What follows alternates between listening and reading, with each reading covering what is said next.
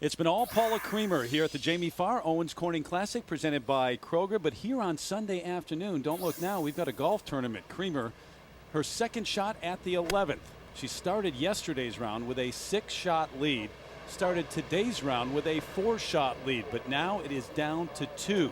Creamer 1 over on her round today. That reaction, we've seen it all too often today from the young lady trying to win for the 3rd time in 2008. Paula Creamer came to Ohio having already won twice in 2008, once in Hawaii and again in Tulsa, Oklahoma. Through the first 2 rounds of the Jamie Farr, a 3rd 08 title seemed inevitable. A career best 60 on Thursday, followed up by a 65 in the second round, vaulted Creamer to 17 under with a 6-stroke lead entering the weekend. Round 3 started with threatening skies above and threatened hopes for the leader after surprising slip-ups and vivid outbursts. But by the round's end, with recaptured composure, a 1 under 70 secured a 4-stroke advantage on the closest competition. On a course that has already yielded a record low number this week, Creamer knows there are many more threats lurking between her and the 2008 Jamie Farr Trophy by the day's end. And that 60 seems like a long time ago. The 70 yesterday, 1 over today. Terry Gannon, Judy Rankin, and Andy North with you here just outside of Toledo. All par since that first hole. And Andy, that was a bogey. This has not been the kind of day that Paula Creamer had envisioned, at least to this point. Definitely not, but there's still plenty of golf left. She just has to keep her composure and her patience. I think that's going to be very important. Which, Judy, she did yesterday, because by her own words, she has not had her best game since the first round here. Well, she has not, and I think she is putting this pressure on herself as much as the players behind her are putting pressure on her. That comes along with shooting a very low round, with shooting the best round of your career, particularly when it happens in the first round, because now all week you think, this is supposed to be mine. And everyone is going after your spot all week, and you pick up the newspaper every day and you're in the headlines all week. Some of the earlier action today, that bogey at the first hole and then making the turn here in some trouble at the 9th. She hit a shot a good 20 yards over the screen. She's pitching back down a very severe slope. To get the ball in this position, leaving herself a 6, 7, 8 footer straight up the hill was very important. That was really a good play. And then the par putt, we saw her miss a short one yesterday, but the putter's been pretty good for her this week. Putter's been very good for her this week. She's made some putts of that length, obviously, and she's made some bombs. She has made some long ones. Having made the turn, going out in 1 over 35, the long one here at the 10th, just in front of the green. Trying to find a way to make her first birdie of the day. This is tracking. Does it get there? Oops. How does it not? She can't believe it. Now, the story of the day, the 18-year-old from Beijing, China, Shenzhen Feng, and she is a rookie. And her best finish this year, tied for 39th. She's in a position to maybe win here. That was a birdie at the 4th. But not many fans know much about Shenzhen Feng, Judy. We're finding out this week. Well, you would not have a way to know about this player who had a very nice amateur career in China, but she is very new to the scene here in the United States. 64 yesterday to get into contention after a 70 on day 2. The tee shot at the par 3 8th. Whatever she's doing this week, it's something she hasn't done all year long. You mentioned the top 30. Tied 39 was the best so far. Statistically, she hasn't driven the ball very well this year. She hasn't hit many greens. She hasn't putted very well, but this week she's putting it all together. So out in 30, 4 under. And then this at the 11th. This was a difficult putt, downhill, left to right slider, the kind of putt that a little harder to make than some others. Certainly not the name that Paula Creamer thought would threaten her this weekend. Kari Webb had a 62 yesterday. This for birdie at 11. She was tied for 50. It jumped all the way up to tied for 4th. In fact, she was 16 off the lead when they teed off yesterday morning. She's really been struggling with her putter all year long. She even switched putters after the first round here. She just doesn't feel like she can make any putts, and all of a sudden, the hole's getting in the way. Yeah, 3 birdies in a row, and that's what I was going to say. She said it couldn't be any worse than her putting on day 1. And And someone asked her afterwards, well, how did you think about that putter? Why'd you switch? She said, I had no options. It couldn't be any worse. Just grab a putter and go.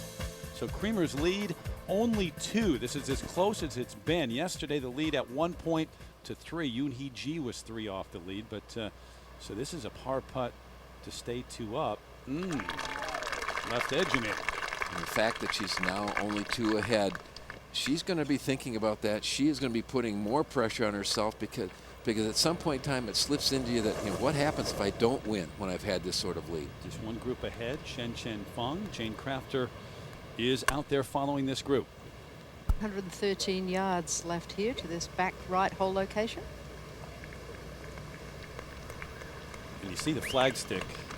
The wind is blowing today, and we'll talk more about that throughout the afternoon. The scoring here has been great, but it is a difficult Sunday afternoon.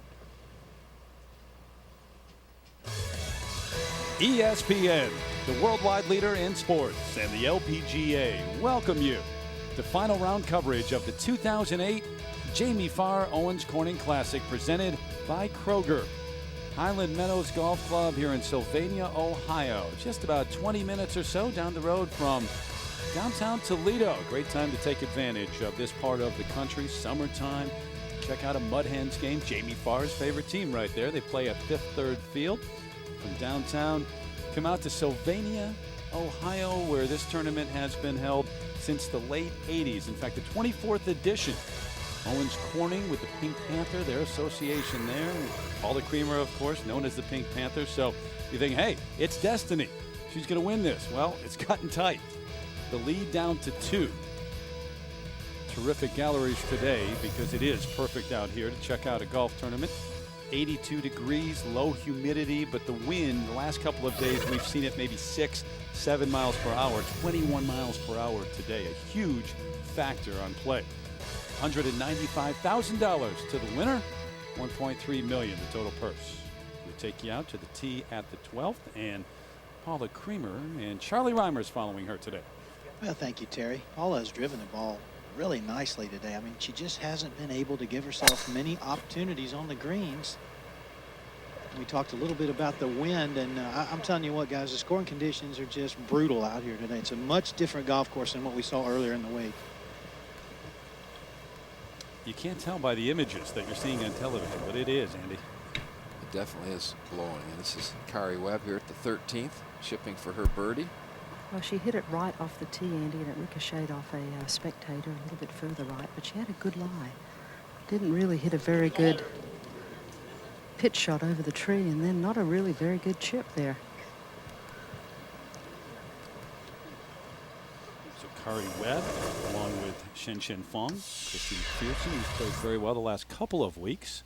One of our Mirasu featured groups, second to last, going off at 11:49 a.m. Eastern Time earlier today. Feng has it at 15 under and making a run at Paula Creamer. Yoon-hee Ji was in second throughout the last couple of days. Rachel Hetherington backing up this afternoon. Charlie's with that group, so thrilled to have you along here just outside of Toledo. Paula Creamer, she comes in, guys, looking for her 3rd win, has the 60 on day 1 and just knocks everything in the hole. From that point, though, by her own words, own admission, it's been a struggle. And now today, all of a sudden, she wouldn't have thought that Shenzhen Feng would be the one right next to her, but it's not over here. It's been interesting listening to her the last couple of days. She hasn't felt like she's hit the ball very well.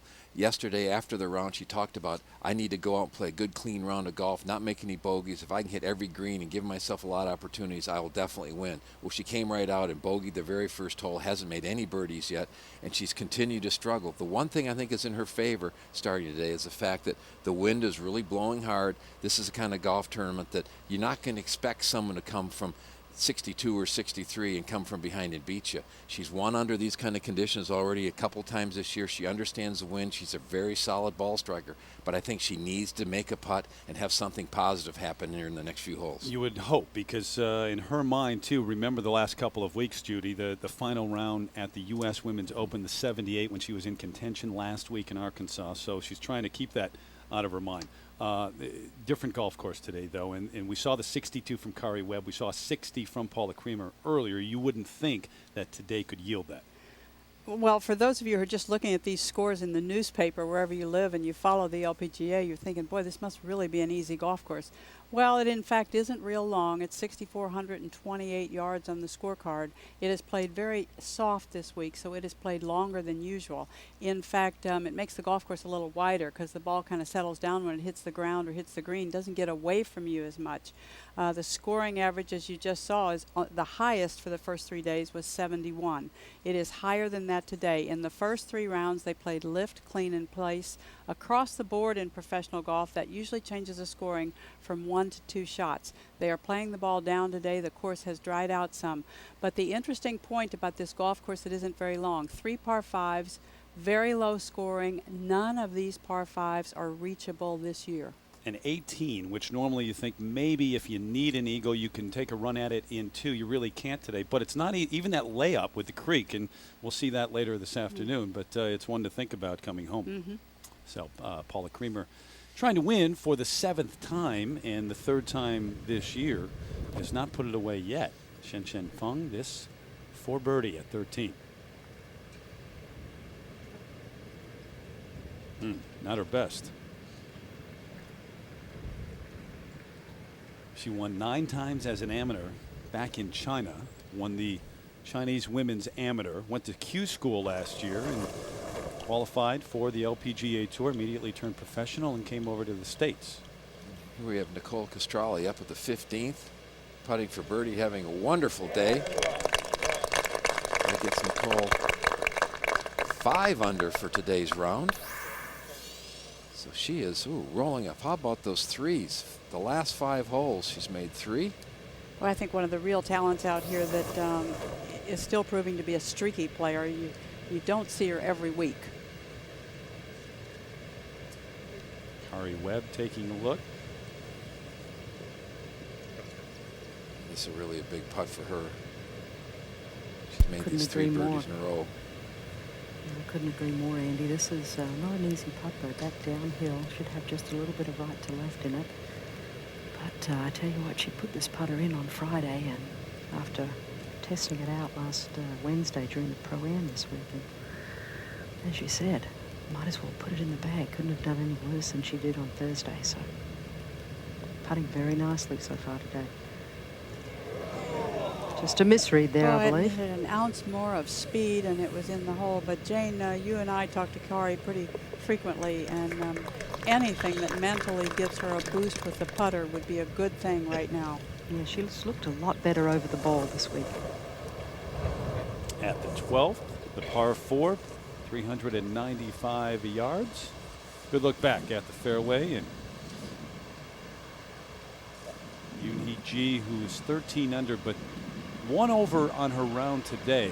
She had that 65 on day 1, followed up by a 66 and then a 68. So this hasn't been what she was looking for so far, though. Remember that last bit at Wegmans, the last 6 holes, when she caught and then passed Suzanne Pedersen. Has a chance here, Judy. Yeah, great shot right here. And she said in the press room last night, she is really going to try to stay in it and concentrate for the last 2 holes for 17 and 18. So she thinks those back-to-back par 5s could be very significant.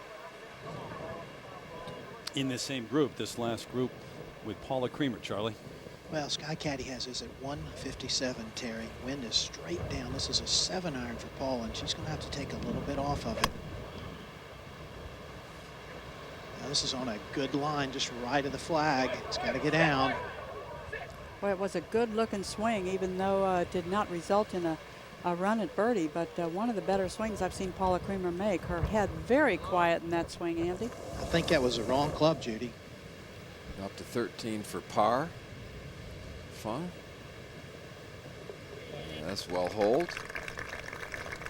You think at some point in time she's going to have to be feeling a little bit of the pressure and the nerves, having not been in this situation many times. And just a group ahead of Paula Creamer is in that final group. So she's close to the action there, just off the pace by 2 here in the final round of the Jamie Farr.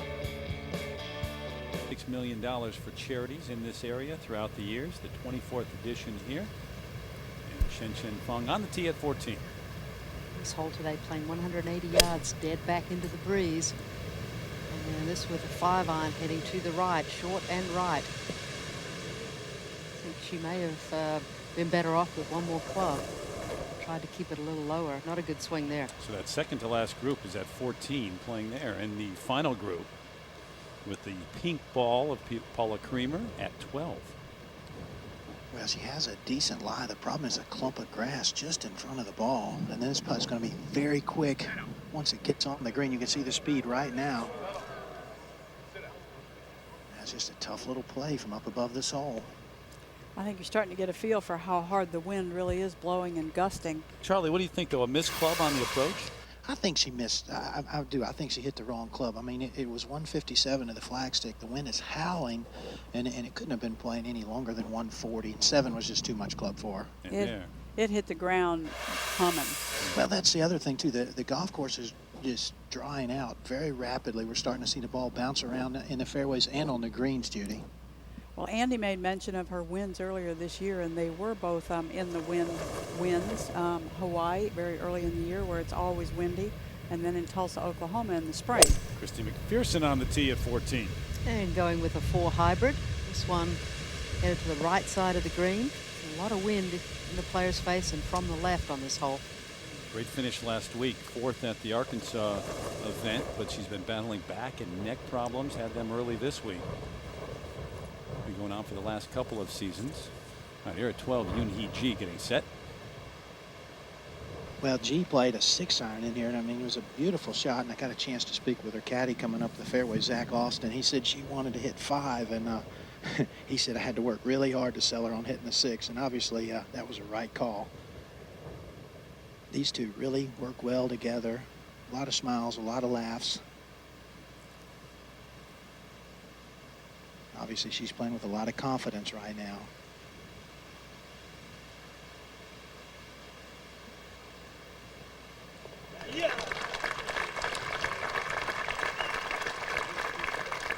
And as always, the solid stroke.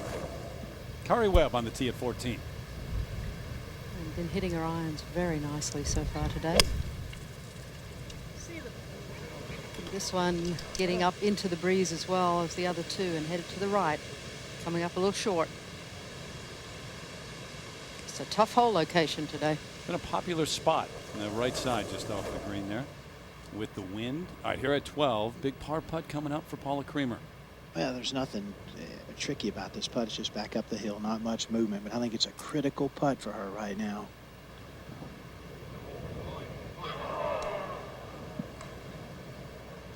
It's going to be interesting to see how she reacts on this next hole after making that bogey from the middle of the fairway, guys. Unforced error. And the lead, guys, is down to 1. The bogey by Creamer, and now Shenzhen Feng in position to make a run. That's an amazing story.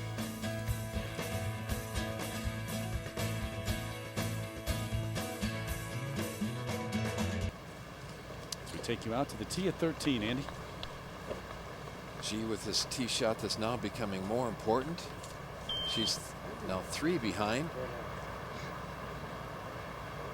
Well, Andy, I think that this 13th today is probably one of the best birdie opportunities on the back nine. It's not a long hole. It's playing nearly straight downwind right now, and it's the easiest hole location there on the front right.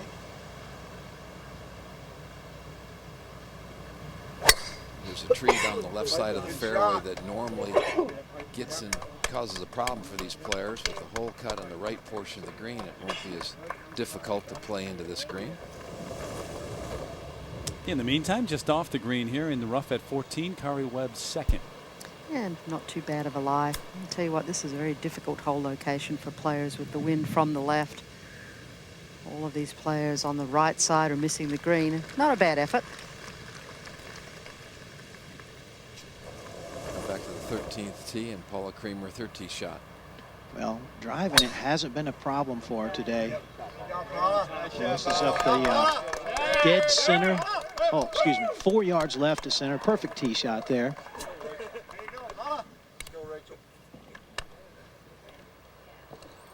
Charlie, have you seen her a little bit of lost confidence at all out there today?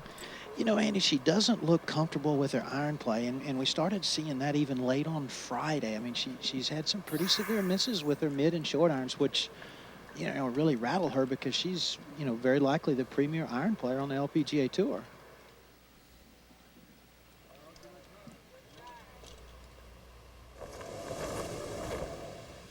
Now, before Kari Webb at 14, it was Shenzhen Feng. A little further away.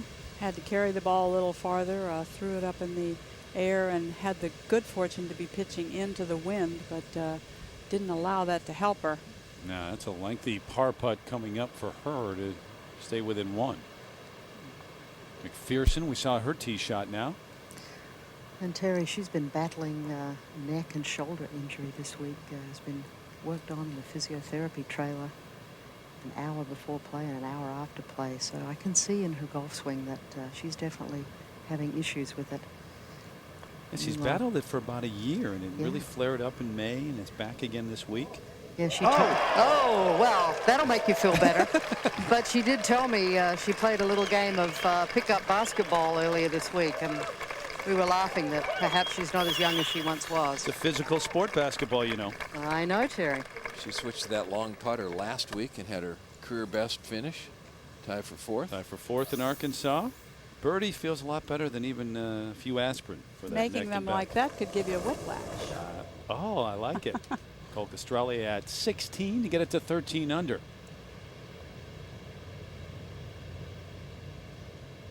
All of a sudden, the hole's getting in the way. And Judy, as you mentioned, this is really a terrific player. How about those three? 6 in a row. She was a big part of the winning Solheim Cup team for the U.S. last fall in Sweden. So 5 out of 6 holes birdied, 6 straight threes. Feng now with a very important par putt. Yes, absolutely, and not the easiest of putts, but I would say should have just a little bit of right to left in it. About 12 feet or so, Terry. Came over from China, and as I said, got her card through Q School. Spent time at the International Junior Golf Academy, worked with Gary Gilchrist, and that's Hank Haney's. Only 18 years old still. But took up the game at age 10. Started by her dad, which so many female and male golfers can say. Really a big putt at this point in time.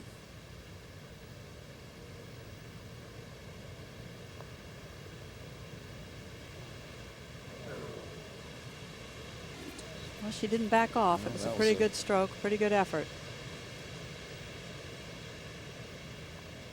It's amazing. You look at her numbers. She is ranked lower, higher, however you want to say it, not as good as 100th in any of the major categories. I mean, it's this effort this week is just out of the blue. She said started playing at an early age and won the China Youth Championship in 2004. 3-time amateur winner over there. So 9 events she won actually as an amateur in China before coming to the States. Every player that plays professional golf has to have that first week they play well. You know, it's just taken her a little bit longer. This could do an awful lot for her confidence from this point forward. Let's go back to the 13th and G. Andy, she's got 106 to the flagstick. This wind is really swirling right now. Where she's playing from, it feels like it's helping. At the green, it's almost backing up. This has got to get up a little bit. Boy, she got lucky there. That landed well short of the green.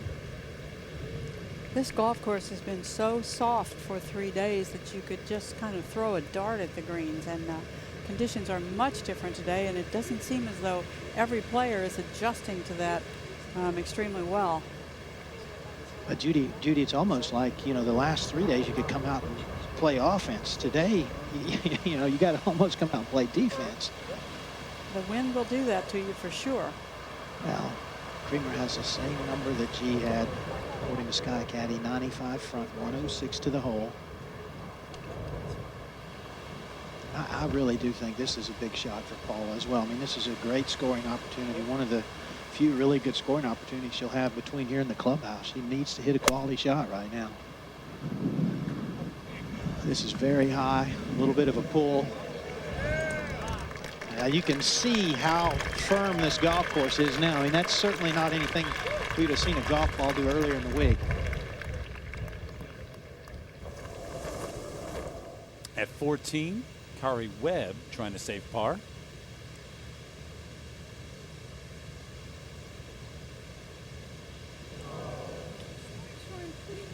So Creamer with that bogey on the last hole, but no one able to take advantage. Shenzhen Feng with the bogey, Kari Webb with the bogey. They're two of those names closest to Creamer. But the player we really thought overnight would challenge Paula is now just 2 back. G. Yoon-hee Ji.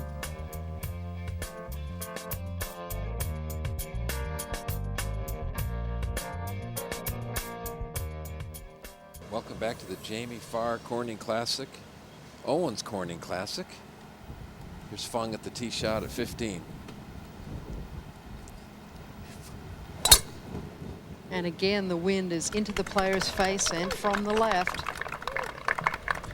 And that's probably the most difficult wind in which to drive the ball or play a shot to the green, because most players like to feel that wind come somewhere from the right. Back to G at the par 4 13th with this birdie opportunity. Well, Andy, she had a good break in that she had a chance to watch Rachel Hetherington's putt roll up on a nearly identical line. This putt that looked pretty straight to me, but Rachel's ball was moving to her right at the end.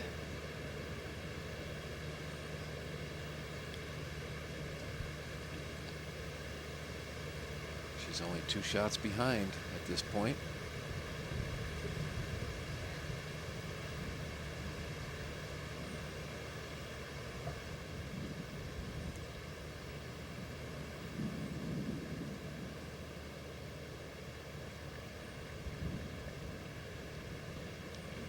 Well, it bounced to start with, and boy, did she have the line. I think the little bobble early made that putt lose some speed. Guys mentioned she's been tested already and come through. She won the Wegmans a few weeks ago outside of Rochester to earn her spot in the ADT Championship at the end of the year, where there's $1 million on the line for first place. You win that tournament, you take home $1 million. Here's the list in the second half. You got 15 from the first half already in, 15 from the second, the 2 wild cards. And if you win a winner's event, a purse of $2 million or more in any event, you're automatically qualified. And big jump for Helen Alfredson with a second place finish at the U.S. Open 3 weeks ago. Now Paula Creamer for her birdie. Well, this is pretty darn makeable here. I mean, it's up above the hole, but it's not too fast. Shouldn't have much movement in it. Looks to me like it might tweak just a little bit to her left. Beautiful putt. Rolled great. Her putting stroke right now is very solid. And that was so important. That gets her 3 ahead. You know, 5 to play. I just would like to say that I think rather than losing confidence, Paula Creamer looks to me as though she's gotten just a little bit angry with herself, which in her case always seems to work. She kind of shakes herself up. She has a talk with herself, and she takes it very seriously. Kari Webb with her second at the difficult 15th hole. Playing just under 140 yards, 137 she has left to this whole location, according to Sky Caddy. Just an easy 8-iron, Andy, for this back left hole location. Yeah, that's an interesting hole location. There's a little ridge. She's hit the ball exactly the spot you want. Anything left of this hole is very makeable. Anything long or right will be almost impossible. So that was perfect. That was a pretty swing, mechanically good, and just real nice rhythm. She gets the club set so well all the time. It just looks like she's going to hit good shots. Now, Christy Mcpherson will be next to play.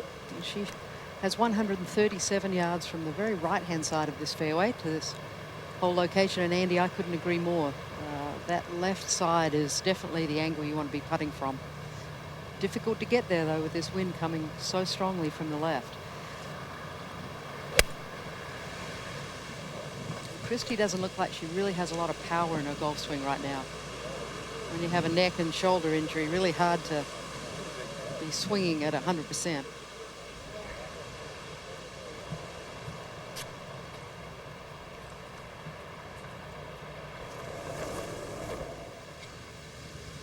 Good look at 14. Paula Creamer, who would have thought after the first day that she would go this long on the final day before making her first birdie? I mean, they were so easy to come by the first day. And I know it's a different golf course today, but still, that's how golf is. Through the first 2 rounds, she had more birdies than she made pars. Right. She had 18 birdies. Yeah. All right, getting set here at 14. Well, this wind really swirly out here right now. It's going to be difficult to go with the right club. It's going dead center of the green. Looks like it's got to get up just a little bit. Yeah, that's short, Charlie. That's in the rough. That is a full club short. That's where we saw her here yesterday, if you guys remember. Looking at how well she's played the par 3s this week, 5 under. Well, we'll go back and take a look at Paula's swing. We can't quite see the ball position here, but I can assure you the ball is just in front of the center of her stance. She has a wonderful takeaway, a lot of width, quiet in her hips, big shoulder turn. When she changes directions, the club drops in just a little, but also her head drops just a little. That is the one thing that Paula works on all the time, trying to keep her head up through the impact area. But it is, in fact, her idiosyncrasy. And it could be if she didn't do it at all, she might not hit the ball as well as she does. Well, that's one of the reasons she hits the ball so straight, is because she keeps the club going down the line so square for so long. Yoonhee Ji. Well, this headed towards the right-hand side of the green. And that's going to stay on. That's going to leave her a pretty lengthy birdie putt. This is a lot of golf hole right now, guys.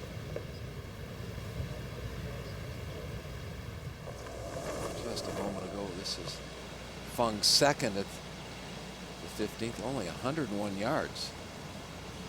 They bombed that drive, Andy.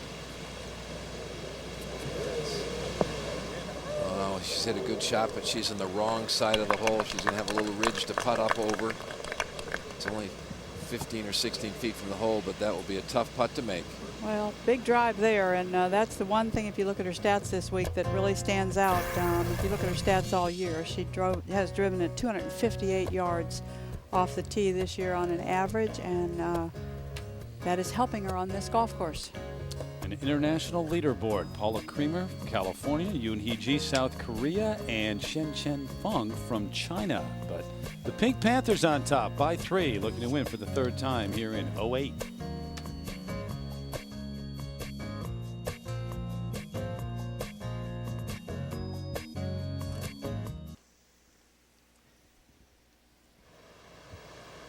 Back here in Sylvania, Ohio, just outside of Toledo, Paula Creamer with a 3-shot lead. This from just off the green at 14. Well, obviously she had a decent lie there. Pretty good pitch. Got away from her just a little bit. Charlie, she's All getting used to these par putts of some length, though. Well, you know what, Terry, that has a lot to do with the day. I mean, the wind is really tough out here, and you're just going to have to save par quite a bit on days like this. A lot of players have had to do just that. The par 5 17th, 3rd shot for Nicole Castralli, 4 off the lead.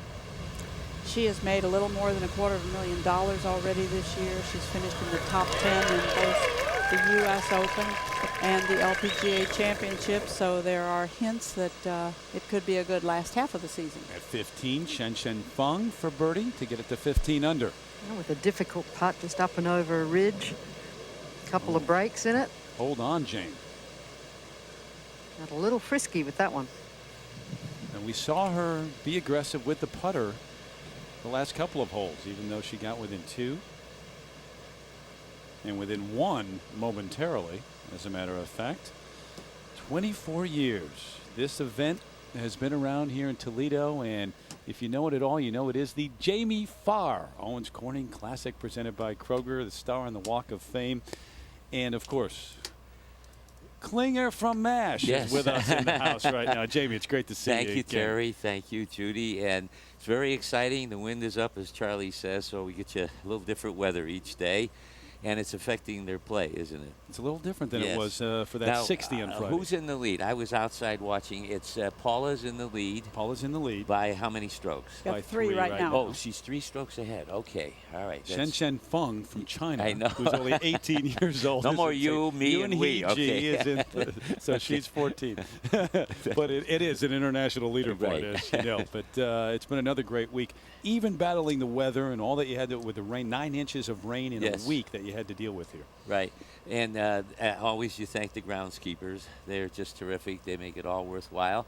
And we'll be here next year. Next year will be our silver anniversary. I hope you'll be with us. I hope I'll be with us. I hope I'll be here, yeah. Based on my We all do. schedule, yeah. Yeah, well, go ahead, Jude. I was going to ask you, I was thinking about MASH last night, knowing that we were going to talk again today, and I remember those little bits in MASH where there were little golf scenes, but I don't remember you as part of the golf scenes. I wasn't. I took the game up when the last season of MASH. McLean Stevenson was a golfer, and Wayne Rogers. Yep. They were the golfers. I wasn't. And I took the game up when Judd asked me, and along with my friend Don Michael, who owned the McDonald's in this area, if I put my name on this tournament.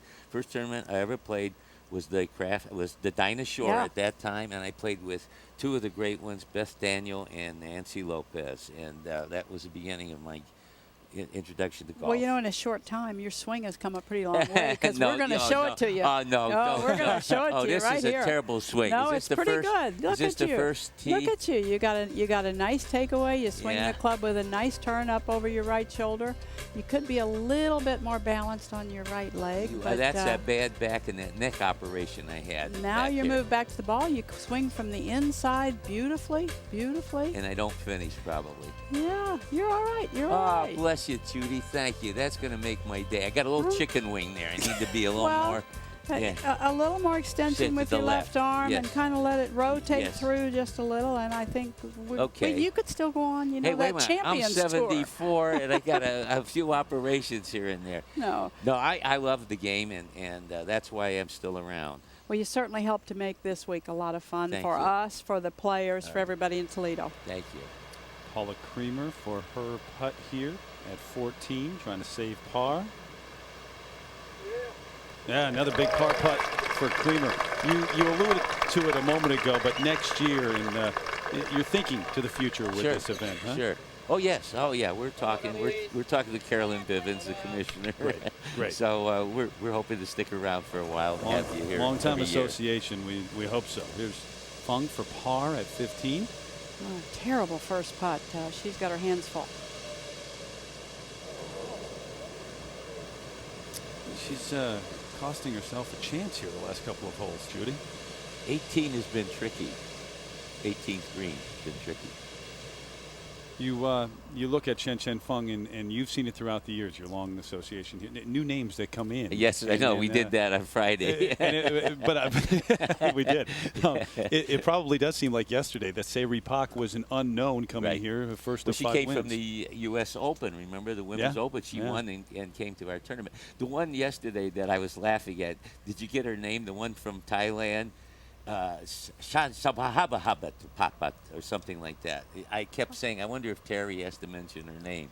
Many times. We got it Did you exactly get it? right, Yeah. too. I think let's give her a little airtime. I think he must be speaking about Virata Nirapath Pongporn. No, Yes. she's playing today. It was the other one that was playing yesterday. I don't know if she made the cut. I was going to say you earned your money if she did.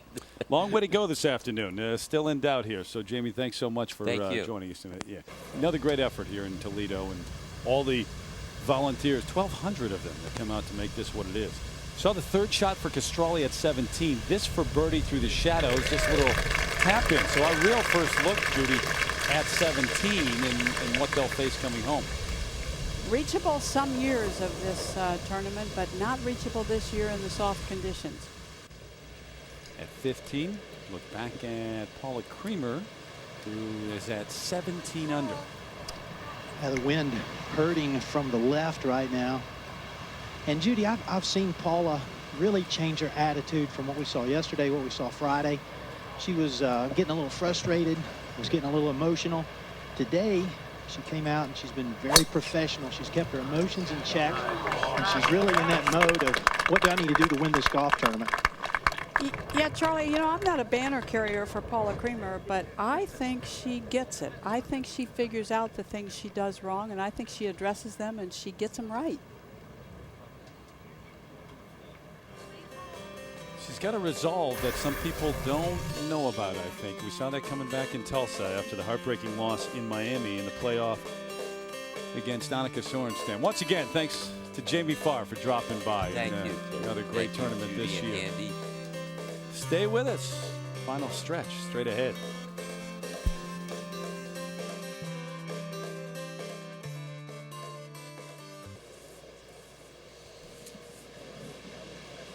Paula Creamer, little time for a snack. She's got a 3-shot lead playing 15 as we send it out to Charlie. Well, thank you, Terry. I'm here with Sky Caddy, the official GPS yardage device of the LPGA Tour. It's a good buddy for me. It helps me out a ton. It's showing me that Paula drove at 242 here. She's got 129 to the front, 143 middle, 156 to the back edge. What you can see about this shot that Paula's got, she's in the right-hand side of the fairway, and boy, does that give her a great angle to this left hole location. And with this wind today, angles mean a lot. We've seen a couple of holes where you just can't get to a certain hole location because of that wind, Andy. And this with the left hole location, she's actually going back into a little bit of wind. The wind is going more left to right, so her little draw should be a perfect hole location for her to get to. Good to have you back, Andy, by the way. Thank you. Yeah. Sitting in Jamie's chair. Or was he sitting in your chair? It's his chair. It's next week, guys. We in the booth here, Judy and I, and Andy, will be across the way. Royal Birkdale, 137th Open Championship, July 19th, 20th, next Saturday, Sunday, 9 a.m. and 8 a.m. From Birkdale, Mark O'Meara in 98, our buddy Ian Baker Finch in 91. Ernie Els, Sergio Garcia, co-favorites coming into this one. Breakfast from the Open Championship. Wonderful. And all day long, breakfast, lunch, and almost dinner. We're on for a long time. For us. As it should be. That's right. All right, out to Creamer. Well, Terry, this hole location is sitting high. It's sort of on a crown. It's not really a hole location you'd expect to get it close. I think Paul would be happy to be out to the right, about there. Hang on. That's going to be in good shape to get her 4 and 4. It's a very good score here. It's a very difficult 2-putt coming over that ridge. We just saw Feng 3-putt from shorter distance than that. Next, G with her second. Man, she's just a step or two closer. Angle pretty similar, a little bit closer to the center of the fairway. I think this probably is the toughest hole location, certainly on the back nine today, Andy. I mean, the cup sits up high, and it's like every putt you have is going to break away from the hole. Yeah, it's hard to find an angle where you feel like you're going to have a putt that breaks towards the hole. Yeah, Charlie, I think it's really important for players in their practice rounds. These are the things they look for, that if they put the hole over here, I know I have to miss it left of the hole. That's a more difficult shot, but even if you're in the fringe left of the hole, it's probably easier getting it up and in than it is putting it over that ridge. Now this is another one towards the middle of the green. A little bit closer than Creamer's. Dead on pin high. This young lady really has impressed me over this last month or so. Christy Mcpherson right on the edge of the fairway at 16. Second shot. And with the wind howling from left to right, this is just 149.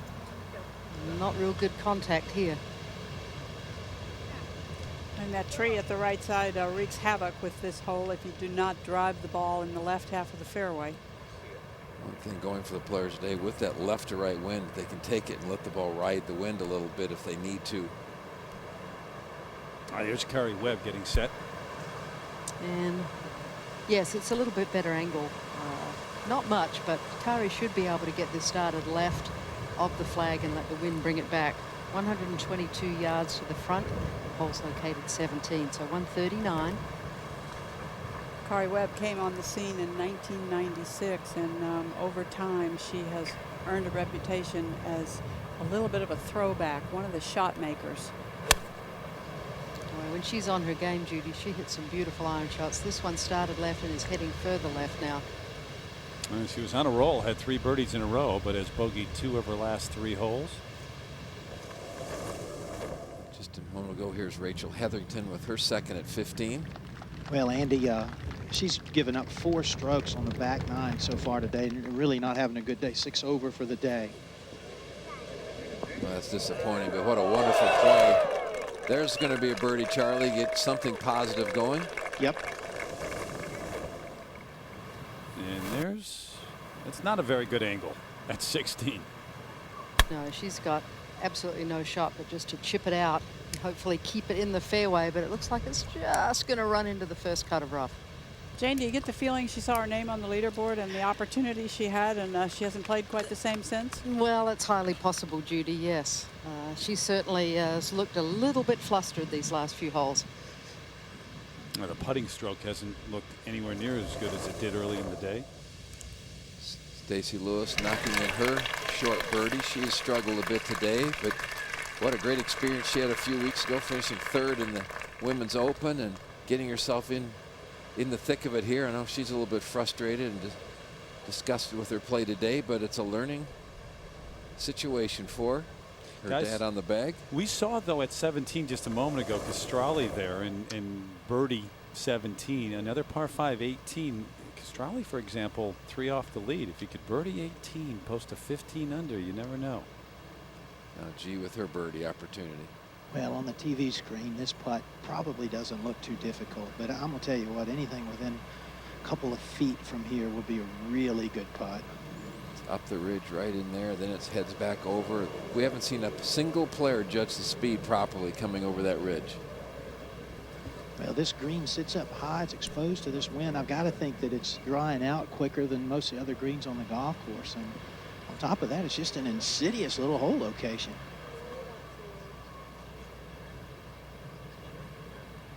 Now Paula with her birdies, she hopefully learned a little bit about the speed of that putt. And I think it had to really have helped her a lot to see G's ball roll. I mean, even though they had a different angle. But Paula's putt's going to have some right in it early, then it goes up and over the little knob and gets really quick up around the hole.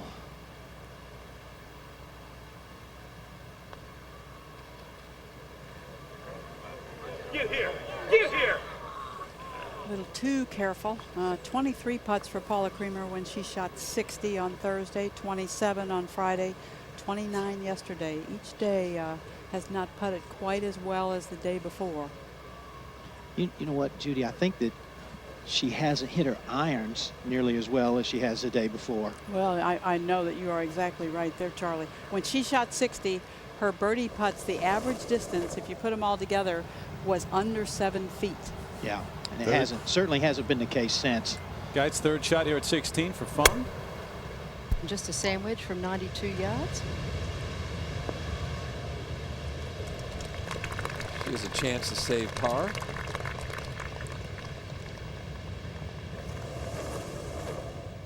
G for her par putt after racing a good 8 feet by. This is back up the slope. It's, I think, has to have just a little bit of right in it.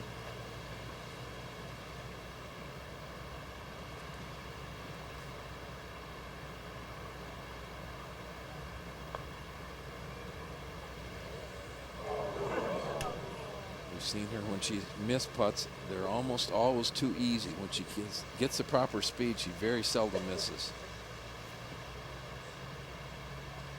Not her best day, Andy, but you watch her. She carries herself like a veteran. Absolutely. She is hits the ball in play, doesn't make too many mistakes, doesn't put a lot of pressure on herself. Now Paula cleaning up her par. Maybe a little tentative, but pretty good leave on a scary putt. She walks off the 15th green with a 3-shot lead. We come back after this commercial. We'll see if she can continue. She's got a couple holes with birdie possibilities, so she can handle those. Toledo, Sylvania, Ohio, Highland Meadows Golf Club, longtime spot for the Jamie Farr Owens Corning Classic, presented by Kroger. And it's a 3-shot lead, but as you look at Paula Creamer on the tee at 16, Nicole Castralli with that par 5 18th. She's the one in second place right now. Well, this is right up the center. Wind's working it a little bit to the right. It's going to be in the fairway, but maybe not the best of angles to this green. As well as Paula's driving the ball, I can't see her making bogeys in the last 3 holes. All right, here is Castralli at 18. Third shot coming up, and you can't see the bottom of her feet because of the elevation change on this hole, and there's a creek right there. She must have just carried it. Well, and she has a very awkward angle coming from the left-hand side of this fairway. The hole is cut in the far back left-hand corner, only a couple of steps off the fringe. So to hit it close here, she's going to have to play some kind of shot, particularly with the wind blowing from the left to the right. She'd have to start this ball left of the green to get it close. Yeah, you cannot hold the ball into this kind of wind with this lofted club. You have to take it and almost let it ride the wind. That's a very dangerous play. but I would suspect she's going to do anything she can to get it back in that back left-hand corner and give herself some kind of shot, because she knows what's going on. She knows she can post a birdie. Anything could happen. You know, the biggest key to playing in strong winds like this, and every player will tell you this is true, is hit it very flush. That's how Tom Watson won 5 Open championships. Yeah, well short. Any mishit when you're playing in big wind is going to be really exaggerated, and any certain mishits are going to be disastrous. Castralli, excuse me, Jude, all by herself in second place right now, but a $22,000 difference, second to third. Webb for par. Should break a little bit from right to left. Not enough, though. All of a sudden, she's having par putts every hole. Prior to that putt, Shenzhen Feng for par. She drove the ball right and had to chip it out. Another bogey. She was within 1 back at 12. Remember the bogey by Paula Creamer, and she had dropped to 16 under, and Feng was just 1 off the pace. And a very difficult last 4 holes, though. So coming down the stretch, Creamer in the fairway at 16's got 17 and 18, the par 5s to play, and now Webb this to save bogey.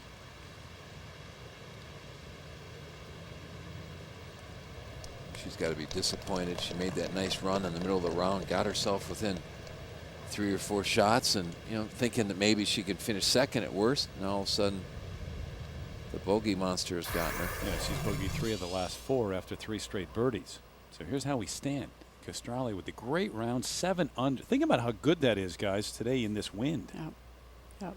And 3 off the lead. Boy, and do you jump over a lot of people when you shoot a low number on a difficult day. Brittany Lincecum's had a solid tournament, and she's had a tough year. You see the scores today in that right-hand column. Almost all the players over par. If you shoot any kind of round under par, you're flying by people. By last check, there were 15 players today under par on their rounds. Remember, yesterday, the average score for the field was under par. Yoonhee Ji. Well, Sky Caddy has us at 162 to the flag. Plays a good bit downhill. Wind helping from the left. She's actually got a pretty decent angle. She can start this at the center of the green, let the wind push it towards the hole.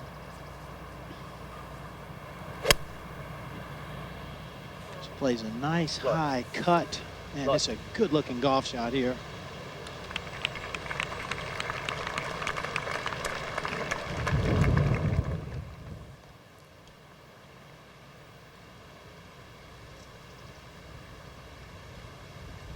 Judy, you talked about it earlier. No lift clean in place today. We did not get the rain yesterday as Rachel Hetherington gets set to play from the rough, but somehow, some way, we got that round in yesterday when they thought there'd be thunderstorms all afternoon. No rain overnight, and perfect today in terms of precipitation. Yeah, very, very fortunate yesterday. The breeze did come up a little bit yesterday, but nothing like it has today. And lift clean in place, not the order of the day today, and that always raises the score a stroke or a little bit more. All right, Charlie, what's Paula trying to figure out here? The wind? Well, the wind is really swirly. It's been that way since they teed off at noon. But it's her main concern, Terry, is a sycamore tree. I mean, this is really the only place that she can get in big trouble between here and the clubhouse is getting tangled up with a sycamore. I think she's got to make sure she gets plenty of height on this ball and then get it started at the left corner of the green. She's certainly got it in the air. This is going right at the flag. Yeah, that's a good play. She just had to make sure she got the ball over that tree. Judging by her reaction, I think she thought she stuffed that one. So she's going to be still putting up the hill. Not a bad spot to leave it. Multiple winners this year. Ochoa won everything the first half of the season, just about. 6 wins for Lorena. Annika with 3 wins. So Paula Creamer is trying to win for the 3rd time and match the Hall of Famer. And one of those with Annika Sorenstam could have gone the other way because Annika beat Paula Creamer in a playoff in Miami earlier this year. Sunhwa Lee has won a couple of times. I think without a doubt, Paul is proving to the world that she is the best American woman player, without a doubt.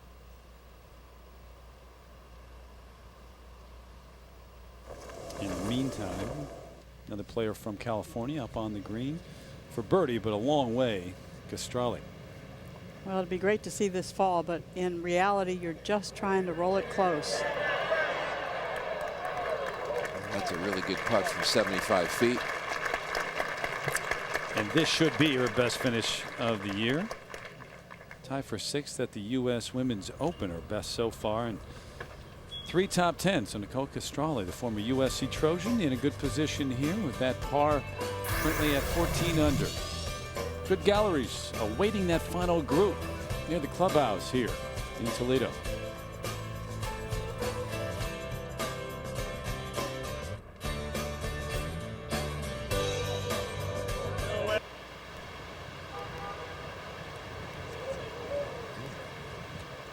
Wow, that one surprises me a little bit. That's going to be a pretty tough 3.5 footer. A little slider from left to right. She's thinking, I wish I would have not hit that one so firmly. I've seen her a couple of times today, have some problems with the speed, Andy. It just looks like one of those days that she really hasn't been totally comfortable really with any aspect of her game other than maybe off the tee. Up at 18, Castralli for par.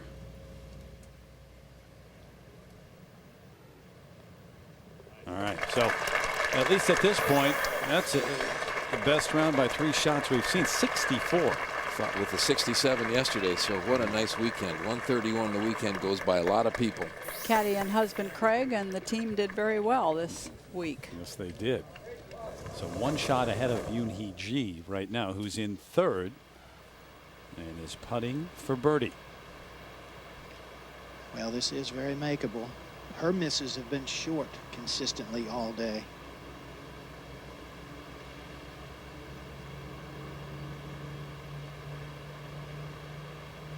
Good call, Charlie.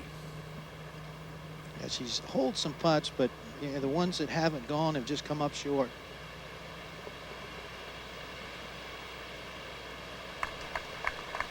That's one of the greens I hear that slopes from back to front maybe more than some of the others.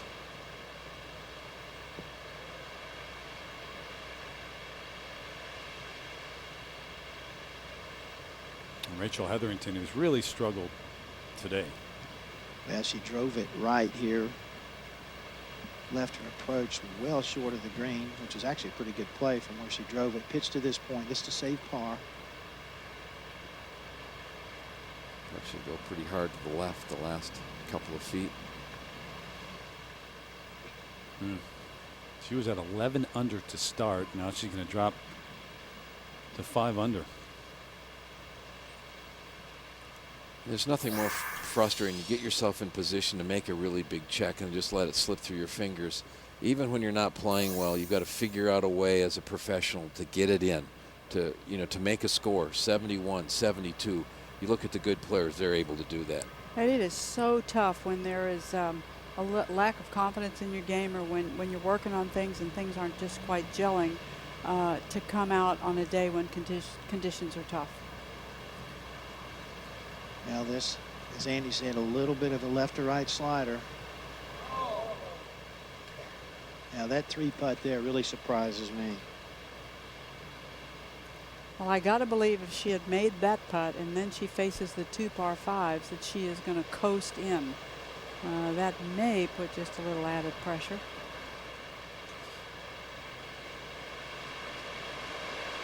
Take some time to finish up here.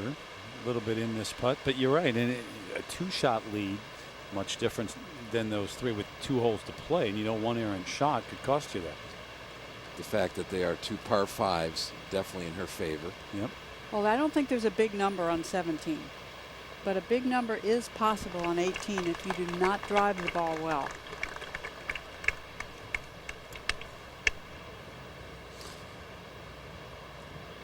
So two par 5 straight ahead, starting with that 17th, guys. Well, let's take a look at 17. Par 5, that the tee shot is partially blind. You're playing up through a little saddle. You see the trees on the left and the trees on the right. That's how you decide your line. 513 yards today. Fairways are just soft enough that there's really no chance to reach this green in 2. And the wind today is basically from the right and a little bit hurting.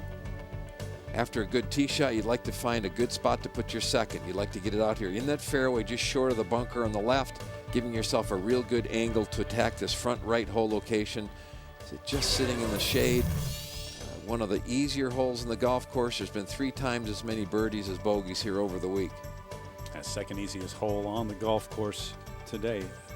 And with the soft conditions, doesn't allow you perhaps to go for it in 2, or many to reach in 2. But it might take that big number out because you can drive it through and really be in some trouble if you don't bring it right to left. All right, here's Kari Webb's third, Andy. She obviously must have driven the ball poorly to have this linked third shot. She did indeed, Andy. Drove it left, just tried to punch it out, hit a tree and ricocheted to here. 193 total now, the rescue. It's either in the fringe or caught that bunker. If it's in the bunker, it should be a pretty decent place to get it up and in from. Plenty of green to work with. So we head back to the tee. First player to play will be G. And Andy, she's birdied this hole 2 the first 3 rounds. You're exactly right. On the wind, it is hurting a little bit from the right. Amazing, she's only played the par 5s 2 under par this week.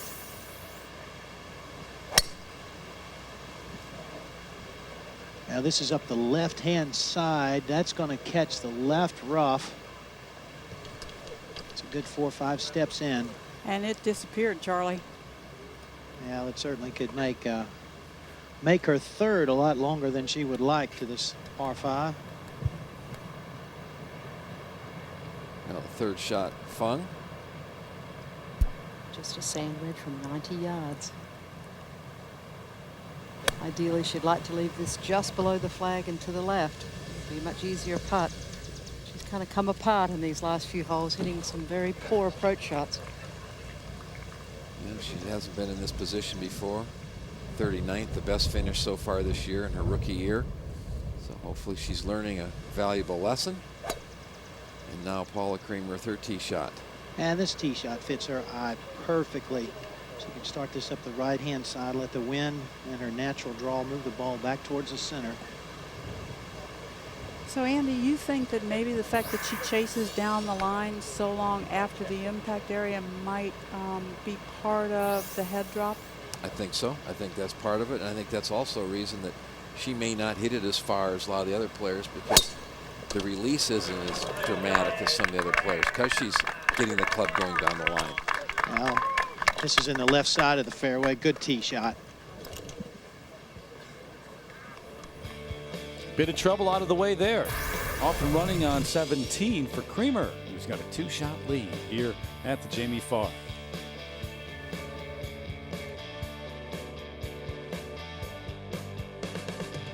Might be usually a little bit humid. Charlie, wear the right clothes out there, will you please? Kari Webb with her 4th.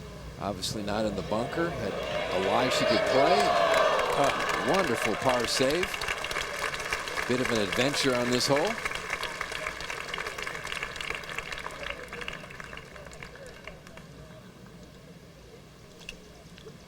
Head back into the fairway. That ball is very obviously Paula Creamer's. Yeah, it makes my job a lot easier, Andy. Well, Sky Caddy has this at 273 to the hole. Obviously, no chance to get this anywhere close to the green. She's got the 3-wood out. She can make her third a lot easier if she gets it over in the left-hand side of this fairway. That's where she's trying to aim it, it looks like, Charlie. Got a great look at her alignment. She just hit it dead on the line she was aiming.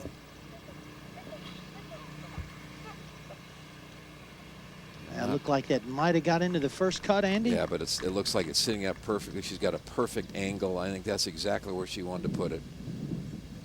Obviously a foot or two to the right in the fairway, but that should be able to spin that very nicely. Feng with her birdie putt. And this is going to be a difficult one to judge the speed, Andy. Going to be downhill, moving from left to right. And as you said before, it is a great learning experience. The only way you can get that is to be in contention, and hopefully she won't be disappointed with her finish, but we'll just learn from it. If you're thinking about playing golf in China, we've got a little information for you. Yeah, it was, as a matter of fact. Round of golf in China costs about $100. Difficult for the population. The average income hovers just above $2,000 a year in China. So only those very well off are probably taking up the game. They do have a need for more public golf courses, and they're kind of looking for a top player to become very visible and maybe make golf more of a popular sport. Much like Lorena Ochoa has done or is in the midst of doing in Mexico. Yes, sir. Well, Shenzhen Feng was within a shot midway through this back nine, Andy, but then the putting woes. Well, she was 15 under at this point, and she missed the greens, gave herself some longer par putts. Just basically everything. This is a situation where she putted the ball well by the hole after a pretty decent iron shot. But these are the kind of things that a player really has a chance to learn from. Here she after a poor drive, so she did a little bit of everything. Poor drive, a missed a green, a 3-putt, and all of a sudden you make 3 bogeys in a row. And if nerves are going to come into play when you realize you're that close, it may show up first in the putting. You know, generally the nerves will have something to do it too. You start thinking ahead of yourself a little bit, that, you know, I'm in really great shape. If I can get in at this position, you start thinking about what's going to happen an hour from now versus what's happening at the moment. But by far, this will be her best finish. Tie for 39. She's only made 20,000 this year, and right now fourth place is 66. So Mcpherson for birdie at 17 through the shadows to get the double digits. And as Andy said earlier, I think went to the belly putter last week. She had been using it, went away from it, went back to it again, and fourth place last week. Good learning experience for her as well the last couple of weeks. Great round yesterday, a 64. Great community support here. We've had great galleries all week long.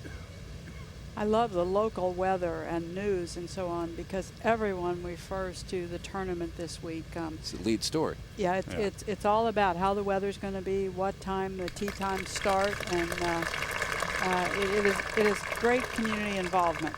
Everything relates back to this event, whether it's weather or traffic or it surrounds this event when you watch the local news throughout the week. And there's a lot of players who come back here year after year after year. Meg Mallon is one who's played here 23 times in the 24 years, once as an amateur. Laura Davies comes back here every year. There are a lot of players that you might not be seeing on your screen today, but really like this tournament. Nancy Lopez was here this week and had to withdraw. She had some problems. She's third. Well, Andy, she's got 120. She drew a bad line in the left rough, and this was really the best position that she could get her second to. But she's going to have a hard time getting this close to the hole. There's a oak tree that overhangs the front right portion of this green. The wind's coming from the right. It's not a very easy shot at all. Only 2 or 3 yards of green over that bunker. Yeah, you know, and she can only see about half the flagstick.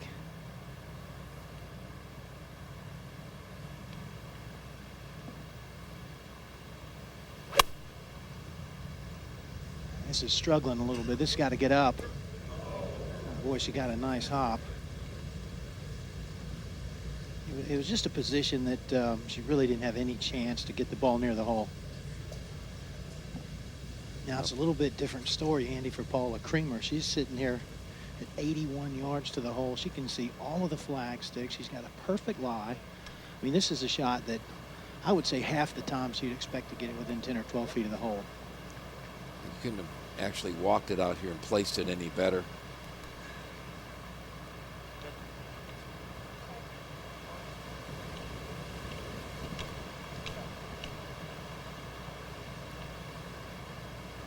Flag is back in the shadows, just left of the mound. That's the bunker. This has got to get down. Yeah, about 12 or 15 feet. Yeah, Andy, that's just not a very good play, I don't think, from that position. Going to leave her a tricky little putt.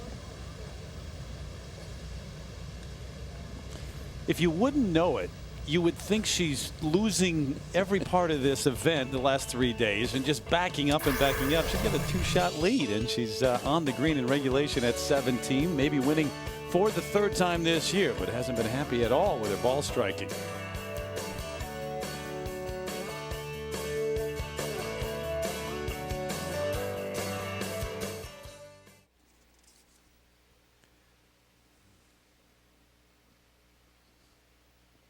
Welcome back to the par 5 17th. G has a 35-40 footer for birdie. Well, Andy, we see this every year here at this event on the 17th. The shadows late in the day sort of provide sort of a camo pattern on the green, and boy, it just makes it so difficult to read the greens and judge the pace when you've got this type of shadow being cast on a green like this.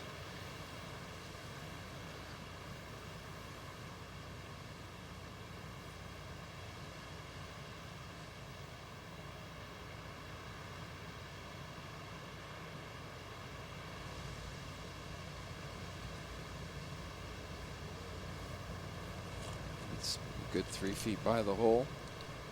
Seen the players struggle with the speed of the greens today. They've dried out a little bit, maybe a little bit more inconsistent because of the dryness.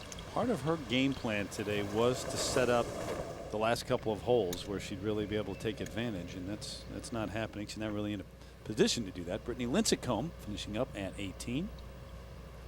All right, nice week for Brittany. Gets her in at 9 under par. Her first top 10 of the year. Yep, tied for 7th right now after the final round, 71. She's been working on her golf swing, and so often when a player starts working on their swing, trying to improve, you start getting mechanical and you lose some of the natural ability that she has. Now Paula Creamer with her birdie. Now this is from up above the hole. It's going to slide to her right. Again, judging the pace is going to be very difficult here. Most of her misses today have been well past the hole.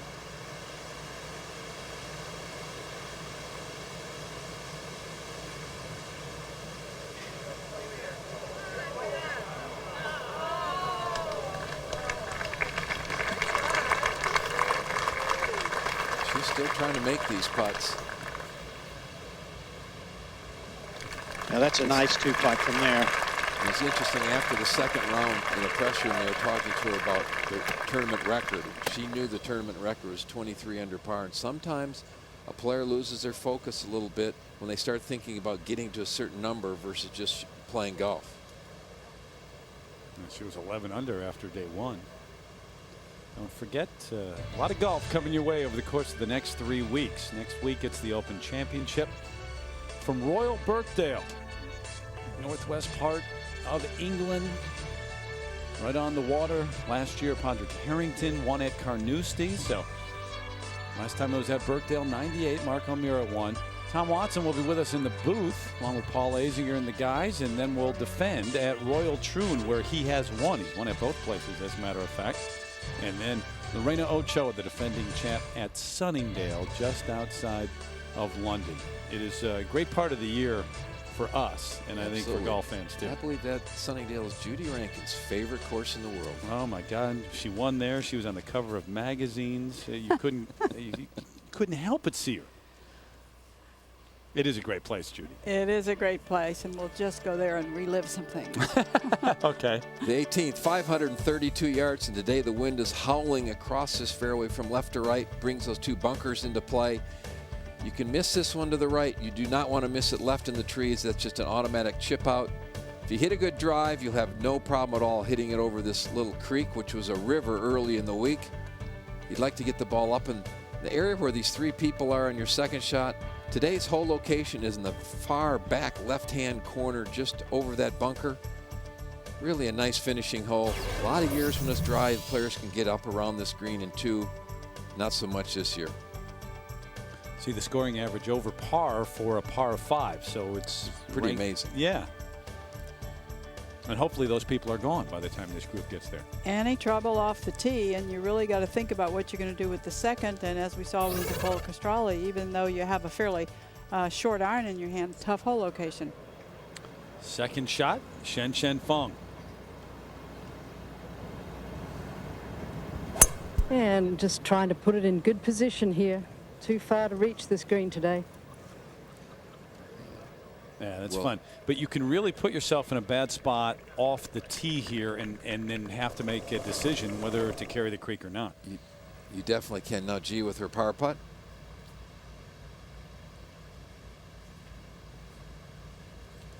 But Terry, that's why it's so important to go to that last hole, the 2-shot lead. So if you happen to hit a poor drive, you can go ahead and just pitch it out and just play, you know, play for your 6 and still win the tournament. It's about a 100-yard walk from the 17th tee to 18. We've had so many people out here this week. Huge galleries. Plenty of them watching Paula Creamer. They have been good galleries when you think about the weather. And yesterday, a serious threat of thunderstorms. And we did have them in the morning and about an hour delay yesterday morning. But then they did get the round in yesterday. And large galleries again here on Sunday. You know, this is the hole that most of the players are hitting driver this week because it's soft. But you've seen a lot of players with 3-woods over here in the past. You don't have to hit a driver here because you can't reach the green in 2. So it'll be interesting what these players do. G will be going first. And Andy, this left to right wind a little bit tougher for G than it is for Creamer. G likes to move the ball left to right. So this is a shot that she's definitely going to have to aim pretty good ways into the left rough. I would think this is not her favorite tee shot on the golf course. See, she has it lined up down the left-hand side. Looks like it started right on the left edge of the fairway. And it's working back to the right center. Yeah, that's a good tee shot there.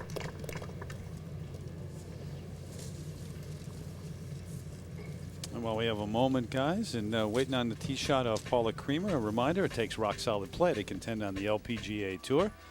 We take a look now at our rock solid performer. And it's been Creamer throughout, guys, the 21-year-old on day one.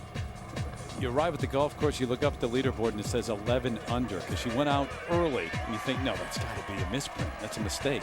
I honestly thought that it was a Pro-Am score up from the day before. A round of 60. And then on day 2, she wasn't happy with her ball striking, but the putter was really working for a 65. Yeah, she saved herself with some long putts. Didn't save herself, but turned it into a 65. Yesterday was a battle for her, the 70. So think about it, 10 shots worse than her first round.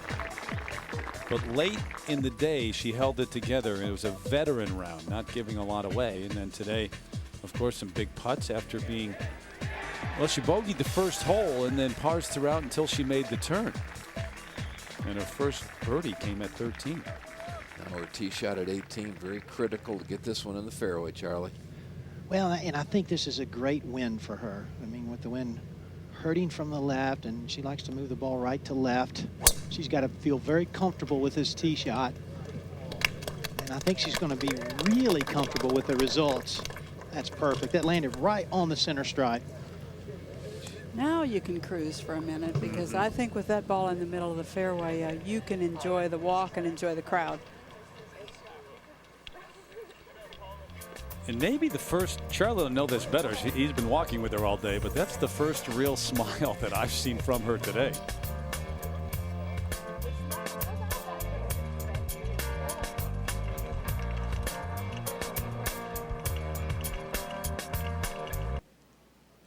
Back at 18, Shenzhen Feng, the 18-year-old from China.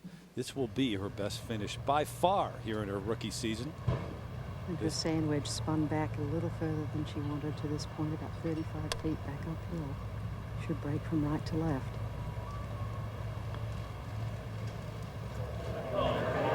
Got to get going. So that left for par to remain at 12 under, but she's going to be in 4th place by herself, and that's $66,000. Her best paycheck so far, $7,000 and change. Yeah, she is going to make 3 times what she has made already this year. All year, yeah. All right, back in the fairway, this final group. Second shot for Yoon Hee Ji coming up. Well, Sky Caddy has this at 277 to the hole, wind just about dead in her face right now. So the best thing she could do is, or best thing she could hope to do is take this 3-wood and maybe carry it, 210, maybe 215.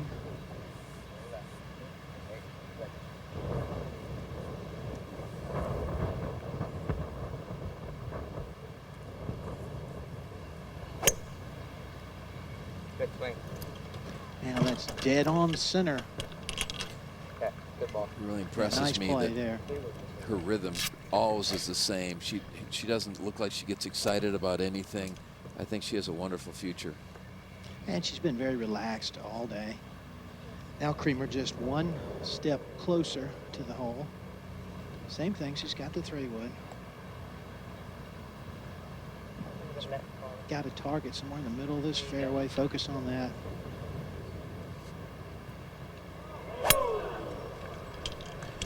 Now this started a little bit right. It's not coming back.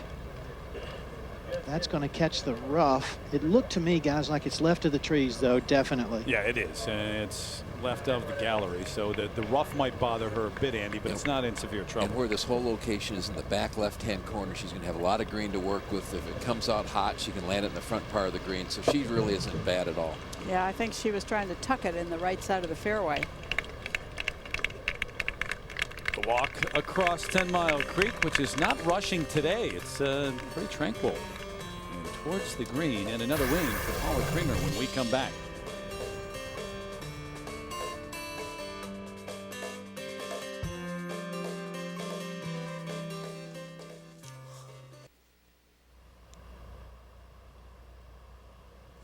Back at 18, Kari Webb, this for birdie, and if she makes this, she would be in 5th place all by herself. Yeah, there it is. That gets her to 11 under par. Putting a little bit of pressure on Feng, who has that putt for par. It makes this putt a little harder. Shenzhen Feng for par to remain at 12 under and finish there by herself in 4th. Very nice. Good paycheck for Shenzhen Feng, the 18-year-old from China, as we send it to Jane. Well, thanks very much, Terry. I'm here with Mike Thaman, who's the Chairman and Chief Executive Officer of Owens Corning. And Mike, you've got to be very pleased with, the outcome of this event. Yes, absolutely. Absolutely. It's just a beautiful day. The community's really turned out for us today.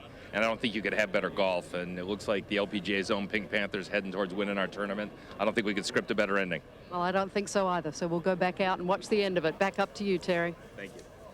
All right, Jane, thank you very much. And Paula Creamer, not quite done yet. She is in the rough, and there, a gust of wind for her 3rd, Charlie.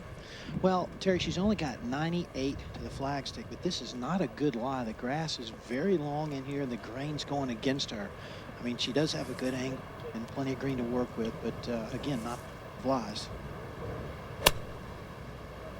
Get all over it. That came out cleanly. Yeah, good play. Just what she needed. And remember, 2 shots to work with.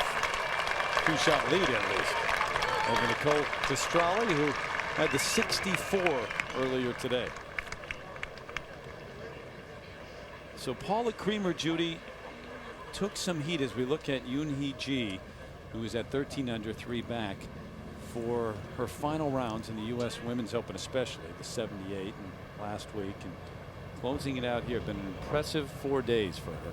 Well, you know, she continues to say, of course, winning a major championship is a huge goal of hers. But, you know, until you get there where you do it, all you can do is keep knocking on the door, win as often as you can, become more and more experienced.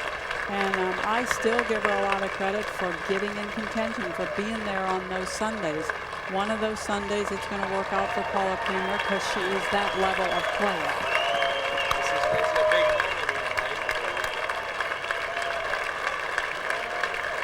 Another one of those moments for Paula Creamer in this win number 7 and the 3rd of 2008, Andy. 21 years old. We can't forget that. This is her 7th win through 88 events, which this is her 89th. She'll have one more win than Lorena Ochoa did at the same point in her career. And we pointed out, Lorena took some heat for not winning a major for some time. Didn't win her first major until last year at St. Andrews, and then won the next one after that. But Creamer, at the age of 21, I think the big win in Tulsa, for me at least, the week after she lost in the playoff, to come right back and be in contention on Sunday, have the lead, and to be able to go through that round and prove, I think she had a lot to prove, that she could hold on to that lead. And this wasn't an experienced, grizzled veteran who did that. This is a very young player, so it was very impressive. Fourth shot for Rachel Hetherington from the bunker.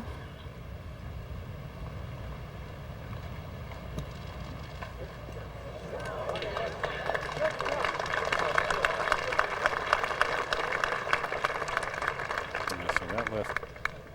It's been a tough day for Rachel Hetherington. And Rachel Hetherington, I can tell you, works so hard and has worked so hard to kind of come out of the slump that she has been in. There was a hint of a very good week this week. Today is going to be really disappointing. She won on this golf course back in 2002, so it's a place she felt very comfortable. 5 under, and started the day at 11 under. They're currently tied for 17. But you go home and you are just racking your brain as to, how do I get off of this train? How do I get back where I know I can be?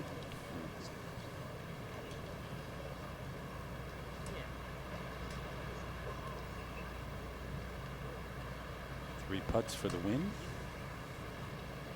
Like to do it in style, maybe. Creamer's birdie attempt here at 18.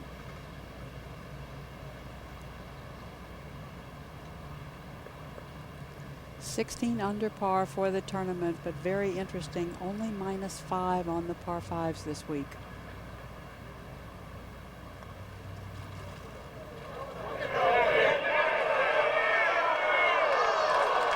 Well done.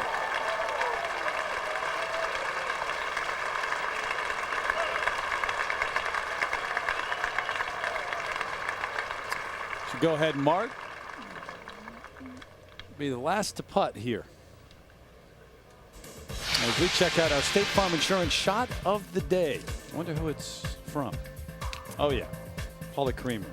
Remember, she was struggling in the front 9, and then from the front edge at 10, this almost gets there. I think as much ball over the hole as not over the hole. It could have fallen. She had driven in the right rough, played a decent shot from the rough, but almost saw her first birdie right there. Yeah, out in 1/35, so in a bit of trouble there at 10. You thought, well, maybe another bogey, and a great shot for her third. Yoonhee Ji to get it to 14 under and join Castralli. See if she can get the right speed on this putt. She's been a little bit weak most of the day.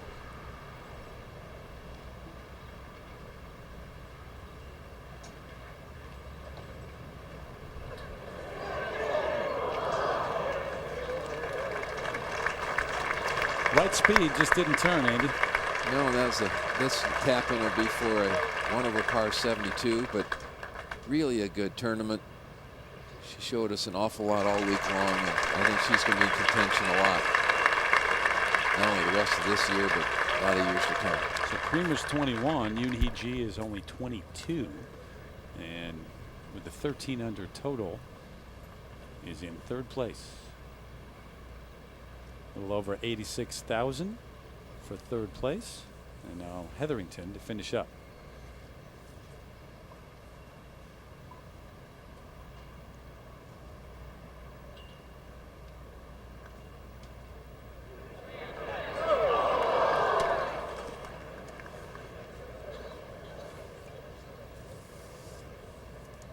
So with this, Rachel will finish, should she make this putt, coming back 4 under.